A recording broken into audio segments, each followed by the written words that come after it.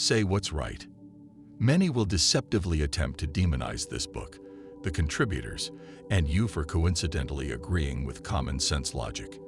You know people don't want you to be awake or educated, so if they can convince you this is all fiction, then you are one less individual independent force for good.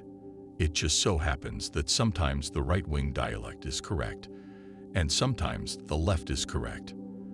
The correct logic is usually a combination of both left and right ideologies, not just extremes of either or. To be a true independent is to acknowledge that reality and say you side with logic, and you don't settle for a lesser evil if it's evil at all. If you say what's right as you should, then they will put multiple polarizing labels on your forehead to make it harder for other people to look at you from an independent perspective. They will dismiss the writings in this book on the basis that it is all just conspiracy theories. But again, the biggest conspiracy theory is that none exist. Those that try to reject everything in this book based on that diabolically false pretext are stupid or evil. It's okay to disagree with at least one point made here today, but you should find yourself constantly agreeing with the common sense logic being presented to you. Imagine the mindset of someone trying to dismiss everything as conspiracy theories and trying to pretend like there are no active conspiracies against us.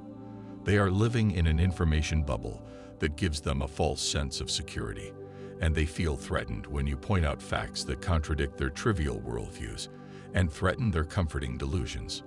Once you admit to yourself that yes, artificial intelligence is dangerous, then you're forced to think critically. And people don't like that.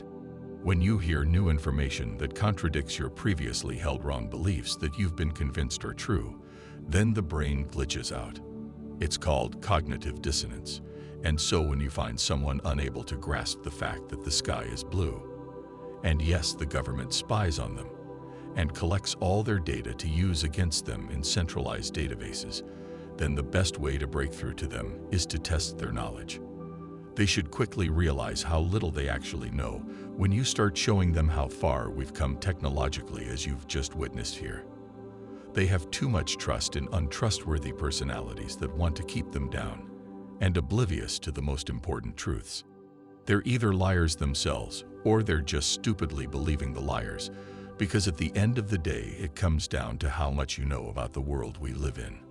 It's about exposure rates to important information, and the way our lifestyles are strung out leaves many unexposed to the fact that yes, we're commercializing brain chips to put in your brain. Yes, we're using science and technology to engineer the weather. Yes, artificial intelligence is real, and you're already dependent on it in your daily lives.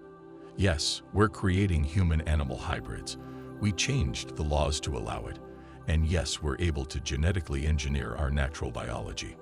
Yes, yes, yes, we are living in a futuristic present that is a real-life sci-fi novel. And now is the moment we choose our destiny. From this moment on, you are an active participant in maximizing the good in the world. It's your responsibility to do and say what's right.